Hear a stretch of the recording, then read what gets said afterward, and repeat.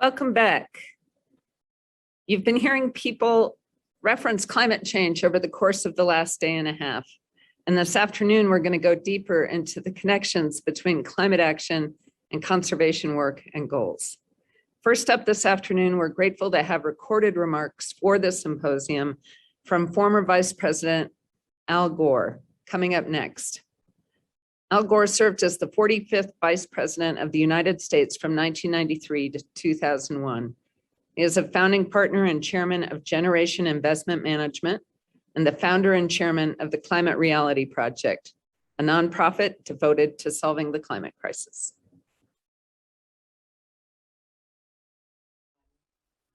Hello, everyone, and thank you so much for allowing me to join you today.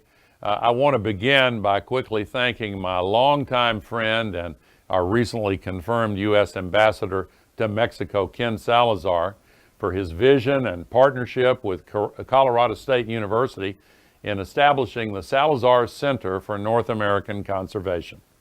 And I also want to thank Colorado State University System Chancellor Tony Frank for his leadership as well in establishing the Salazar Center, and for joining the Climate Reality Project's 100% committed pledge back in 2017 to power Colorado State with 100% renewable energy by 2030.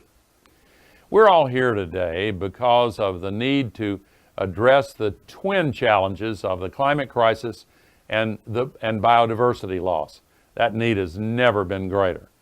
Let's begin with the current state of the climate crisis. In the words of the IPCC's sixth assessment report, published just last month, it is, quote unquote, unequivocal that human influence has been warming the atmosphere and is warming the atmosphere, ocean, and land. We are still spewing 162 million tons of man-made global warming pollution into the atmosphere, into that thin blue shell that you see behind me, every 24 hours. As if it were an open sewer.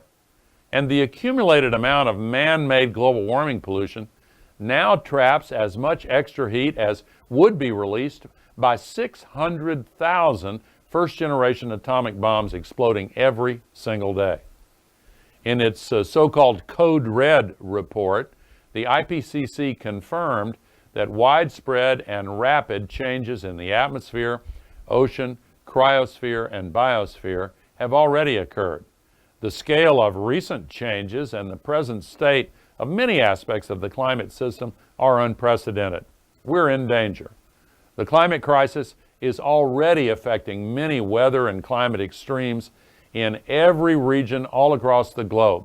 In extremes such as heat waves, heavy precipitation or rain bombs, deep droughts, wildfires spreading, floods, tropical cyclones, and more. The climate crisis is connected to just about every aspect of our lives. It's connected also to the future of biodiversity, to our health, to our economy, and critically, but too often overlooked, to equity and justice.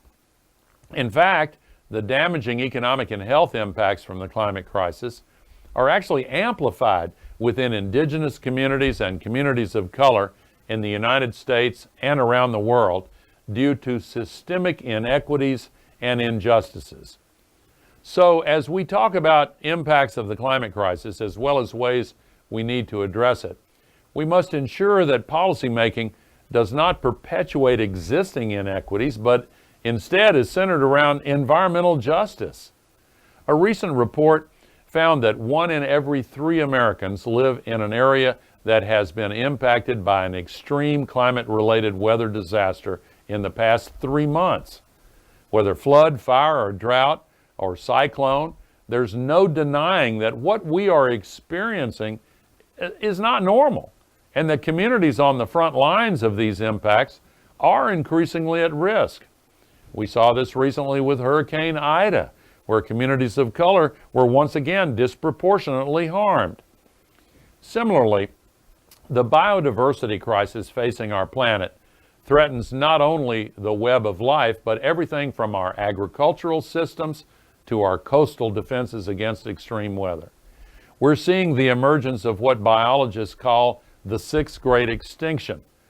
Experts predict that if the current rate of warming persists, by 2050, 1/2 of all plant and animal species will be threatened with extinction on our watch. WWF's Living Planet report indicates that mammal, bird, fish, amphibian, and reptile population sizes have dropped an average of 68% just since 1970. And human activity is the primary driver of this decline, from overexploiting fisheries to deforestation to the climate crisis.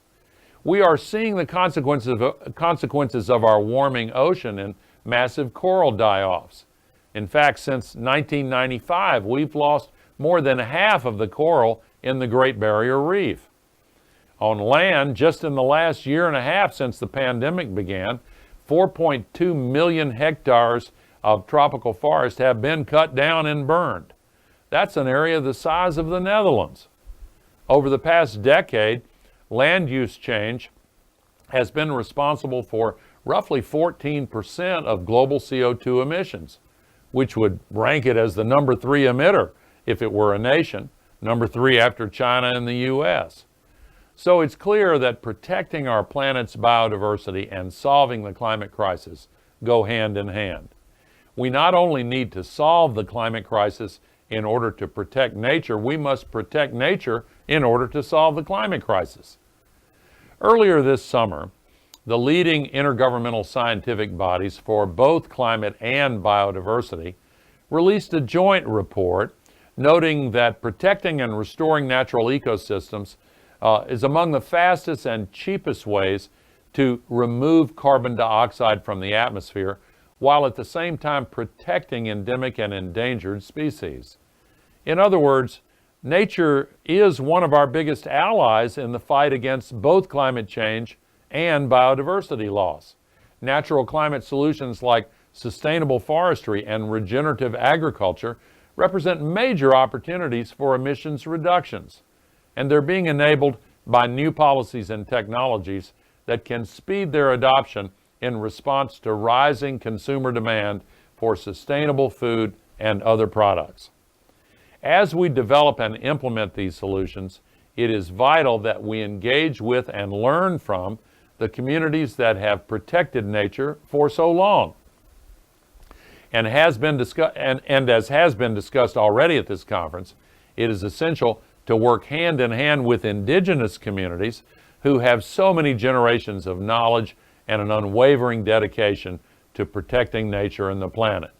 While indigenous peoples comprise roughly 6% of the global population, they're stewards of 80% of the world's biodiversity. Ensuring indigenous and local communities have prioritized access to decision-making spaces, legal rights to their territories, and protection from harmful extractive industries must be a top priority when discussing climate solutions. This is the most critical year of action in our lifetimes for the planet and for our people, and the most critical decade that we've ever faced in order to avoid the worst impacts of the climate crisis. Now is the time for our leaders in government, the private sector, and in communities around the world to move past half measures and vague promises for future action and take real action now. For biodiversity, that means we need world leaders to commit to protecting nature at a scale that will enable a healthy and prosperous future for all of the species of the planet, including our own.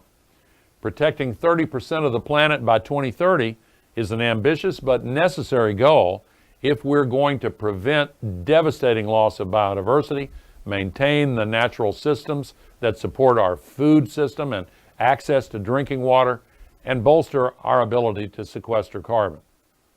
In doing so, leaders must work collaboratively with other governments and indigenous peoples to ensure that formal protected areas and community-led conservation efforts complement each other. And we all need to make sure that we are elevating the importance of these issues so there is a greater understanding of the role that these natural systems play in our lives. For climate, real action means that as world leaders come together for negotiations at COP26 in Glasgow, we need to see concrete commitments that put us on a path to cut emissions in half by 2030 and reach net zero by 2050. I'm proud of the commitments and actions that the Biden administration has already taken to get us there. We need Congress to step up to confront this challenge as well. And we need the rest of the world to join together. We have the solutions we need, but we can and we must do much more to deploy them more rapidly. The future of our world depends on it. Thank you.